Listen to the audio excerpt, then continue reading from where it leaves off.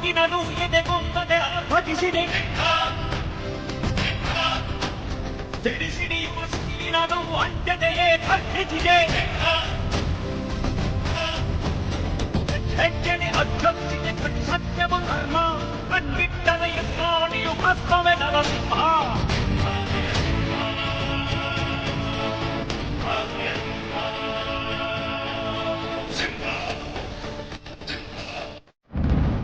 ಇಲ್ಲಿ ಯಾರು ಹಾರಾಡೋಗಿಲ್ಲ. ಹಾಗೇನಾದ್ರೂ ನಡೆದ್ರೆ ನಾನೊಂದು ಚಿಟಿಕೆ ಹೊಡೆದ್ರೆ ಅಖಿಲನ್ ಪ್ರಾಣ ಪಕ್ಷಿ ಹಾರ್ ಹೋಗುತ್ತೆ.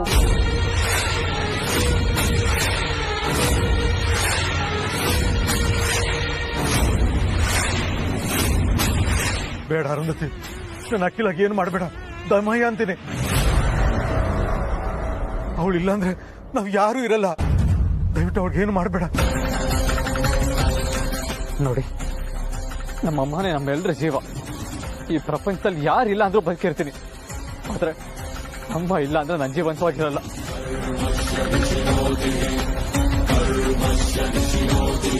ನಮ್ಮಮ್ಮಂಗೆ ಏನು ಮಾಡಬೇಡಿ ಪ್ಲೀಸ್.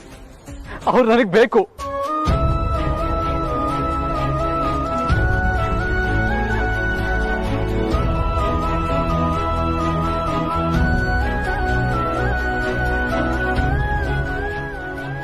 ಎಲ್ಲಿದ್ದಾರೆ ಅಂತಾದರೂ ಹೇಳಿ ಪ್ಲೀಸ್.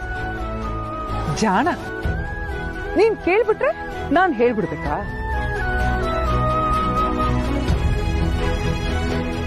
ನಾನ್ ಹೇಳ್ದಾಗೆ ನಿಮ್ಮಣ್ಣ ಕೇಳಿದ್ರೇನೆ ನಿಮ್ಮಮ್ಮ ಸೇಫ್. ಇಲ್ಲ ಅಂದ್ರೆ ಫಿನಿಶ್.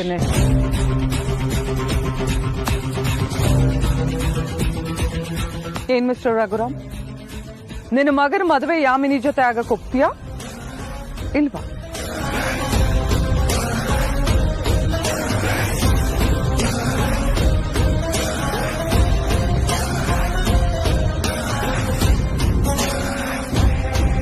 ನಿನ್ನ ಮಗ ಯಾಮಿನಿ ಕುತ್ತಿಗೆಗೆ 3 ಗಂಟೆ ಹಾಕಿದ ತಕ್ಷಣ ನೀನು ಹೆಂಡತಿ ತಲೆ ಮೇಲಿರೋ ಗನ್ನು ಇಳಿಯುತ್ತೆ. ಇಲ್ಲ ಅಂದ್ರೆ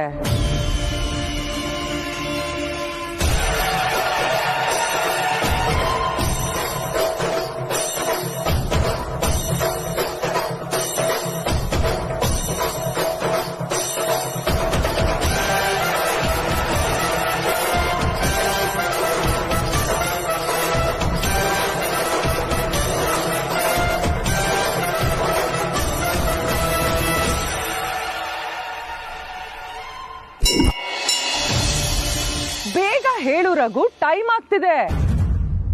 ನಿನಗೆ ನಿನ್ನ ಹೆಂಡತಿ ಜೀವ ಮುಖ್ಯನಾ ಅಥವಾ ನಿನ್ನ ಮಗನ ಜೀವನ ಮುಖ್ಯನಾ? ಒಂದೇ ಒಂದು ಹೆಜ್ಜೆ ಮುಂದಿಟ್ಟು ಅಮ್ಮನ ಕಾಪಾಡೋದಕ್ಕೆ ಅಂತ ಹೊರಟ್ರೆ ಇವಳು ಏನ್ ಮಾಡೋದಕ್ಕೂ ಹೆಸರಲ್ಲ.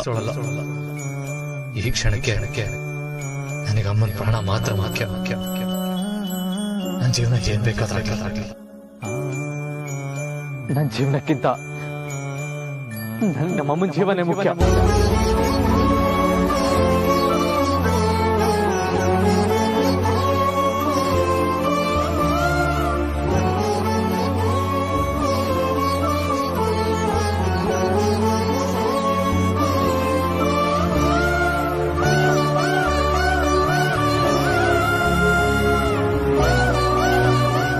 ಆಗ್ತೀನಿ, ನಾನು ಮದುವೆ ಆಗ್ತೀನಿ. ಶಬಾಷ್, ಅಂತೂ ನೀನು ತಾಯಿ ತಕ್ಕ ಮಗ ಅಂತ ಪ್ರೂವ್ ಮಾಡ್ಬಿಟ್ಟೆ.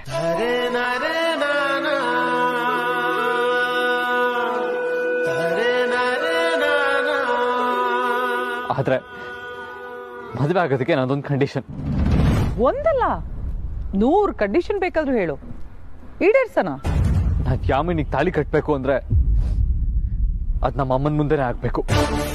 ವಾರೇ ವಾ, ಎಂತ ಕಂಡೀಷನ್ ಇಟ್ಟಿದ್ಯಾ. ಆದ್ರೆ ನಿನ್ನ ಈ ಕಂಡೀಷನ್ ಪೂರೈಸಕ್ಕಾಗ್ತಿಲ್ವಲ್ಲ ಅಂತ ನನಗೆ ತುಂಬಾ ಬೇಜಾರಾಗ್ತದೆ. ಐ ಆಮ್ ಸೋ ಸಾರಿ ಆದಿ. ನೋಡು ಕಂದ, ನೀನೀಗ ಹೋಗಿ ಯಾಮಿನಿ ಪಕ್ಕ ಕೂತ್ಕೊಂಡು ಅವಳ ಕುತ್ತಿಗೆಗೆ 3 ಗಂಟೆ ಹಾಕು. ಆಶೀರ್ವಾದ ಮಾಡಕ್ಕೆ ನಿಮ್ಮಮ್ಮ ಬಂದೇ ಬರ್ತಾರೆ.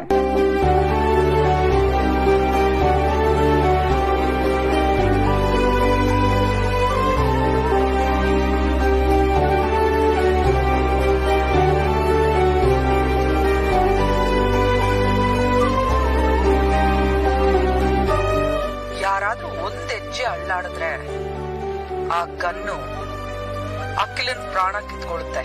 ಹುಷಾರ್.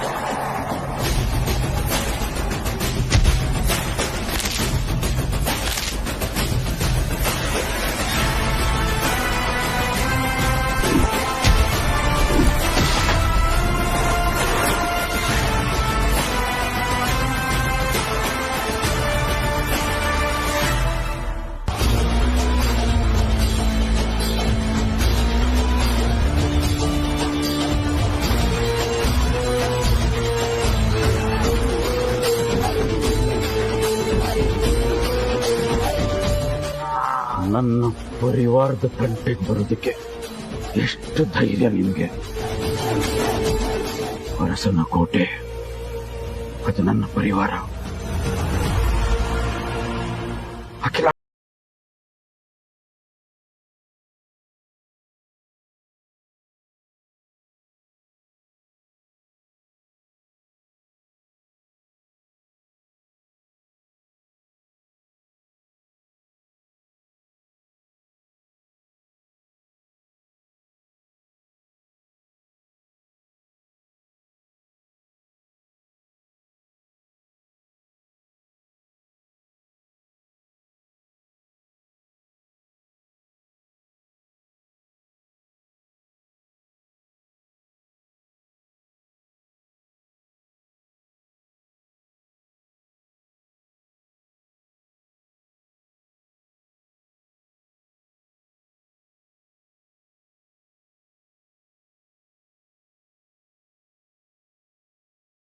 ಸಹಿಸೋದಿಲ್ಲ, ನಾನ್ ಸಹಿಸೋದಿಲ್ಲ.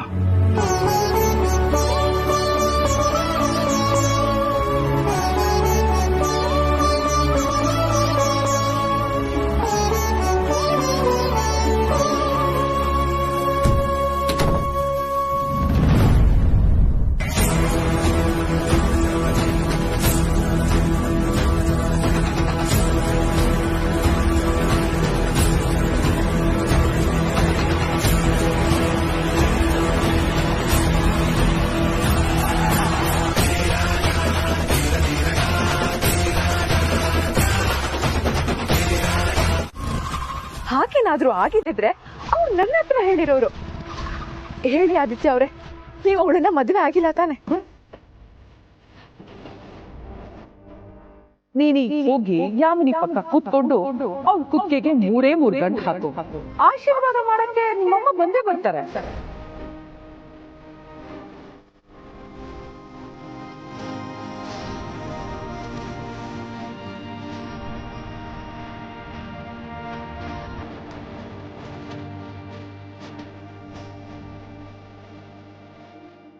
ಪಾರ್ವತಿ ಹೇಳ್ತಾ ಇರೋದು ಸತ್ಯ.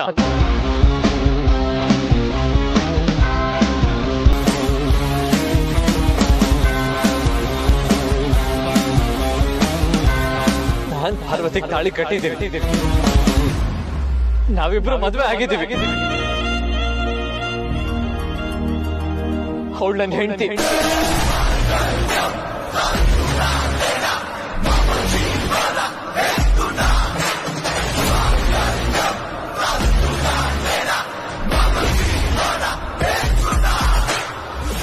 ನೀನ್ ಇವ್ರನ್ನ ಮದ್ವೆ ಆಗಿದ್ಯಾ ಅನ್ನೋದಕ್ಕೆ ಏನ್ ಸಾಕ್ಷಿ? ಯಜಮಾನ್ರು ಕಟ್ಟಿರೋ ಈ ತಾಳಿನ ಸಾಕ್ಷಿ.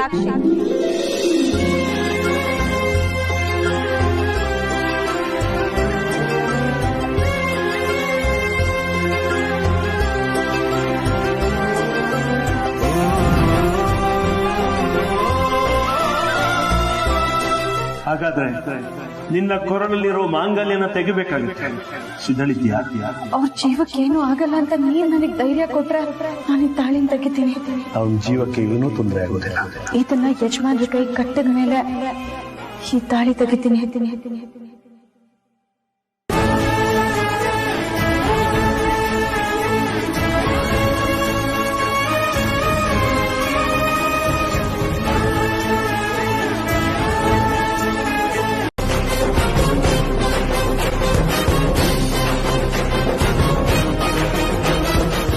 ಇನ್ಸ್ಪೆಕ್ಟರ್, ಇವ್ರನ್ನ ಈ 3 ಜನ ಕಿರಾತಕಿಯರನ್ನ ಮೊದಲು ಅರೆಸ್ಟ್ ಮಾಡಿ.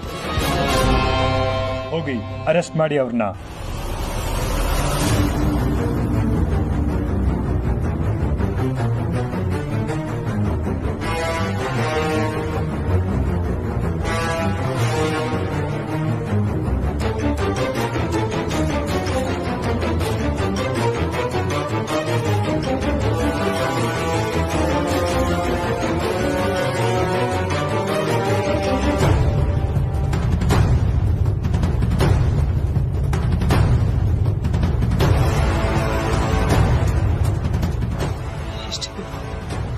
ಏನ್ ಸಾಕ್ಷಿ ಇದೆ?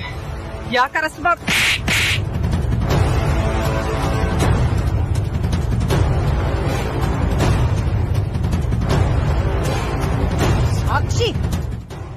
ಸಾಕ್ಷಿ ಅಂತ ಬೇರೆ ಕೇಳ್ತಾ ಇದೀಯಾ? ಇಲ್ಲಿ ನಡೆದಿರೋ ಘಟನೆಗಿಂತ ಬೇರೆ ಸಾಕ್ಷಿ ಬೇಕಾ ನಿನಗೆ?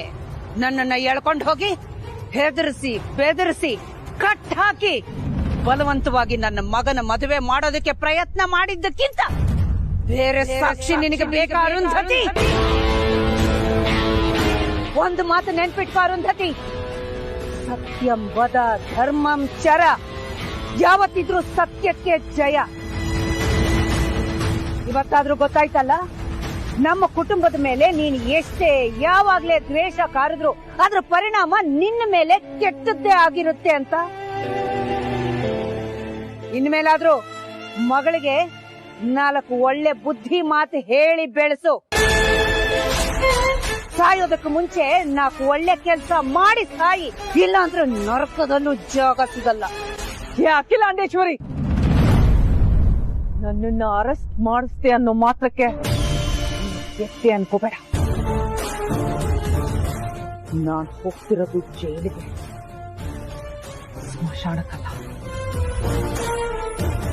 ಇವತ್ತಲ್ಲ ನಾಳೆ ಹೊರಗಡೆ ಬಂದೇ ಬರ್ತೀನಿ. ನಿನ್ನ ಸಂಸಾರನು ಸರ್ವನಾಶ ಮಾಡೇ ಮಾಡ್ತೀನಿ. ಸತ್ತು ಇನ್ನು ಒಂದು ಮಾತಾಡಿದ್ರು ನಾನ್ ಜೈಲಿಗೆ ಹೋದ್ರು ಪರವಾಗಿಲ್ಲ, ನಿನ್ನ ಕತ್ತು ಇಲ್ಲೇ ಸಾಯಿಸ್ಬಿಡ್ತೀನಿ. ಹುಷಾರ್.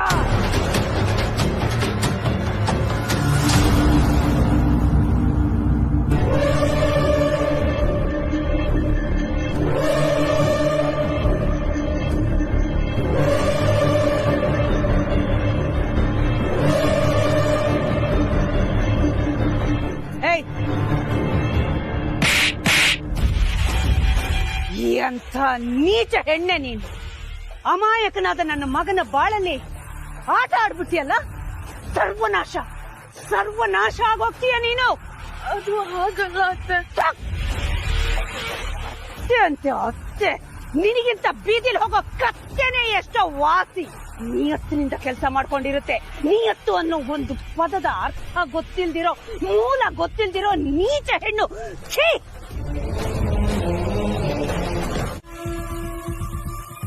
ಒಂದಲ್ಲ ಒಂದು ದಿನ ನಿನ್ನ ಬೂದಿ ಮಾಡೇ ಮಾಡ್ತೀನಿ, ನೆನ್ಪಿಟ್ಕೋ.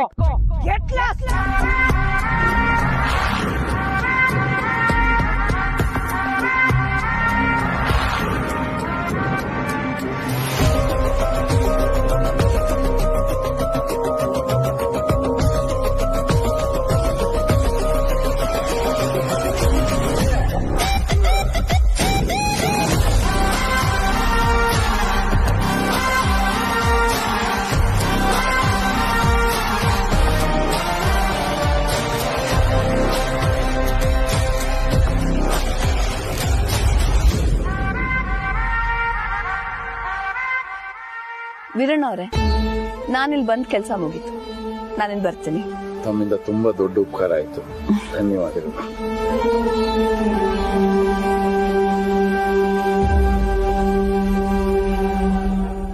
Parvati, ಒಳ್ಳೇದಾಗ್ಲಮ್ಮ.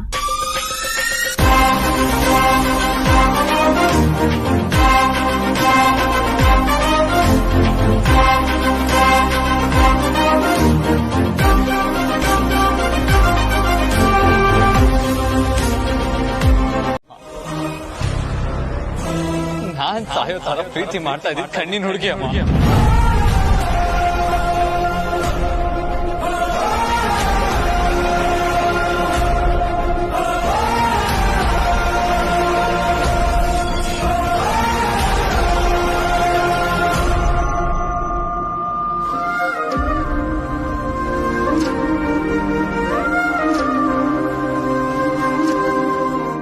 I love you, Parvati.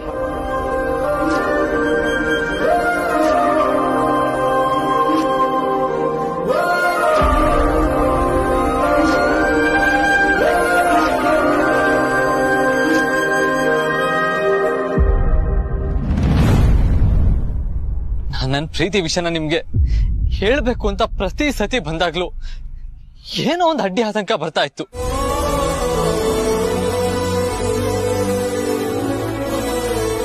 ಎಲ್ಲದಕ್ಕಿಂತ ಹೆಚ್ಚಾಗಿ ಸಂದರ್ಭ ಕೂಡ ಬರ್ಲಿಲ್ಲ ಅಮ್ಮ.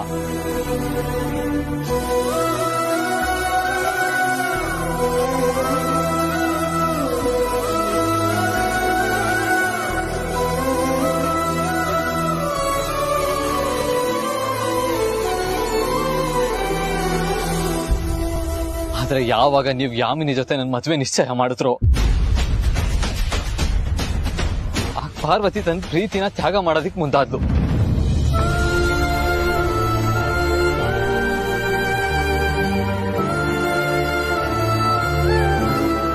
ಅದು ನೀವು ಅವಳ ಮೇಲಿಟ್ಟಿರೋ ನಂಬಿಕೆಗೋಸ್ಕರ ಅಮ್ಮ.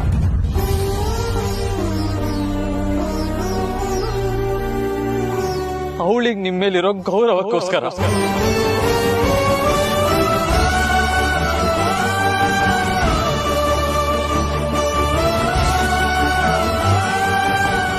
ಆದ್ರೂ ಪಾರ್ವತಿ ನನ್ಗೆ ಸಿಗ್ತಾಳೆ ಅನ್ನೋ ಭರವಸೆಲಿ ನಾನ್ ಜನನಿಯವ್ರ ತಂದೆ ಕಾಲ್ ಮಾಡಿ ಬರೋದಕ್ಕೆ ಕೇಳ್ಕೊಂಡೆ.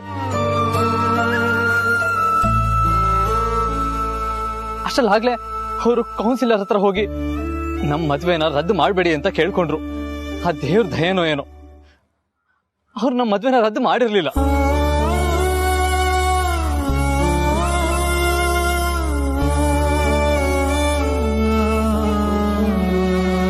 ಆ ಒಂದು ಆಧಾರದ ಮೇಲೆ ಜನನಿಯವ್ರ ತಂದೆ ನನ್ನ ಯಾಮಿನಿ ಮದ್ವೆನ ನಿಲ್ಸಿ ನನ್ನ ಪಾರ್ವತಿನ ಒಂದು ಮಾಡೋದಕ್ಕೆ ನೋಡಿದ್ರು.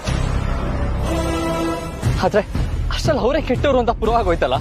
ಆಗೋದೆಲ್ಲ ಒಳ್ಳೇದಕ್ಕೆ ಅಂತಾರಲ್ಲ, ಇದಕ್ಕೆ ಅನ್ಸುತ್ತೆ ಅಮ್ಮ.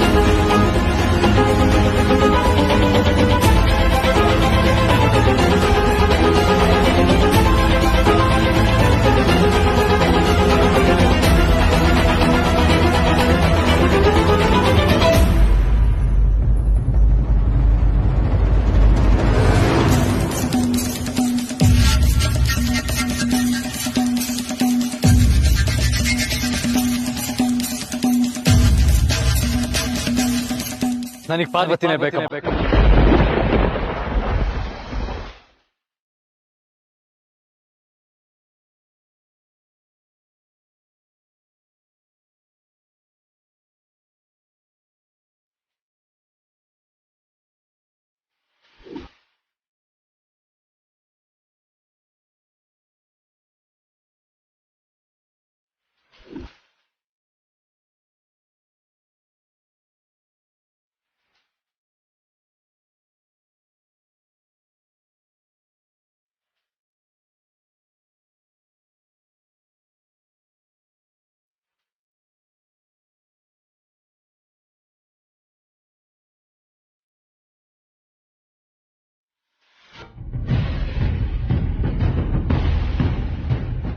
ಇಷ್ಟಕ್ಕೆಲ್ಲ ಕಾರಣ ನಾನೇ ತಾನೆ.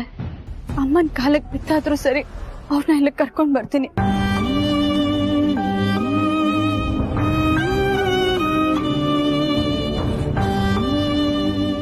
ಅಪ್ಪ, ಯಾಕೆ ಅವ್ರ ನಂಬಿಕೆಗೆ ಕೊಳ್ಳಿ ಇಟ್ಟಿದ್ ಸಾಲ್ದ?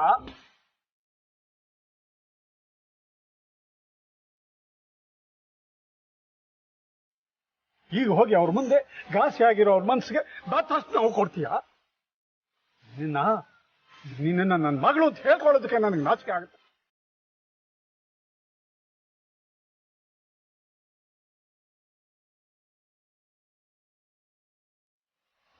ಬೇಡ, ಅಪ್ಪ ಅಂತ ಕರಿಬೇಡ. ಯಾವತ್ತು ನೀನು ಈ ಅರಸನ ಕೊಟ್ಟೆ ದೊಡ್ಡ ಯಜಮಾನ ಮದುವೆ ಆದ್ಯೋ ಅವತ್ತೇ ನನ್ನ ಪಾಲಕ್ ಸತ್ತು ಹೋದೆ.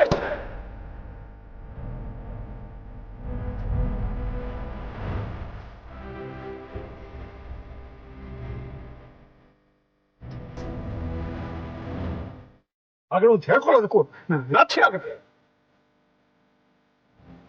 ಅರಸನ ಕೋಟೆ ಅಂದ್ರೆ ಒಂದು ಮರ್ಯಾದೆ ಇತ್ತು, ಅಖಿಲಮ್ಮನವರು ಅಂದ್ರೆ ಒಂದು ನಂಬಿಕೆ ಇತ್ತು. ಅವೆರಡೊಂದು ನೀನು ಎಲ್ಲರ ಮುಂದೆ ಇವತ್ತು ಕಳೆದುಬಿಟ್ಟೆ.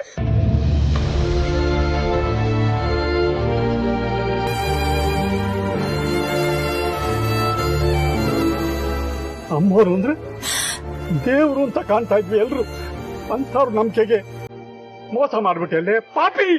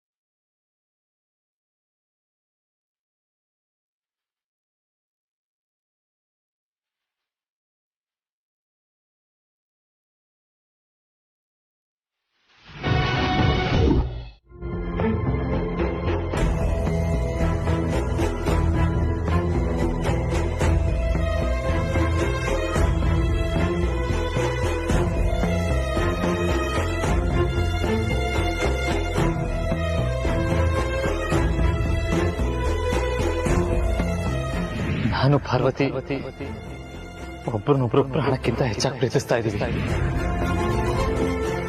ನಾವಿಬ್ರು ನಿಮ್ಗೆ ಹೇಳ್ದೆ ಮದ್ವೆನೂ ಆಗಿದ್ದೀವಿ. ಗೊತ್ತೋ ಗೊತ್ತಿಲ್ದೇನೋ ನಾವಿಬ್ರು ಪ್ರೀತಿ ಮಾಡಿದೀವಮ್ಮ, ಮದ್ವೆನೂ ಆಗಿದ್ದೀವಿ.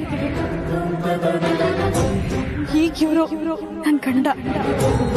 ದಯವಿಟ್ಟು ಅವ್ರ ಮೇಲೆ ಕೈ ಮಾಡಬೇಡಿ ಅಮ್ಮ. ನನಗೆ ಪಾರ್ವತಿನೇ ಬೇಕಮ್ಮ.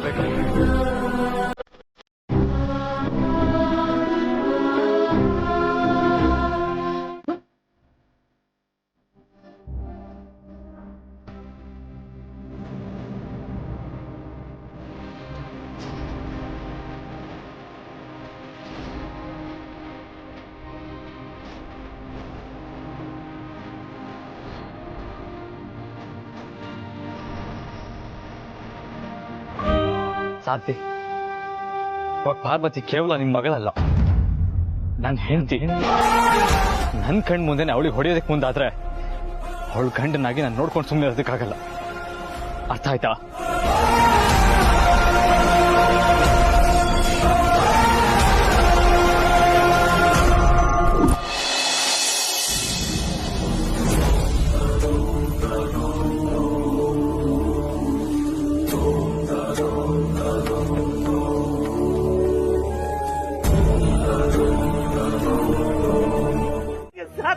ಇಲ್ಲ ಅಖಿಲಾಂಡೇಶ್ವರಿ, ಇಲ್ಲ, ನೀನ್ ಯಾಕೆ ಅಪಾರ್ಥ ಮಾಡ್ಕೋತೀಯ?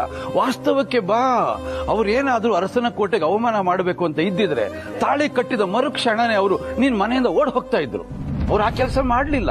ಅವ್ರು ಇಲ್ಲೇ ಇದ್ರು. ನಿನ್ನ ಮಗನಾಗೆ ನಿನ್ ಜೊತೆಲಿದ್ದ. ಅವಳು ಮನೆ ಕೆಲಸದವಳಾಗೇ ಇದ್ಲು.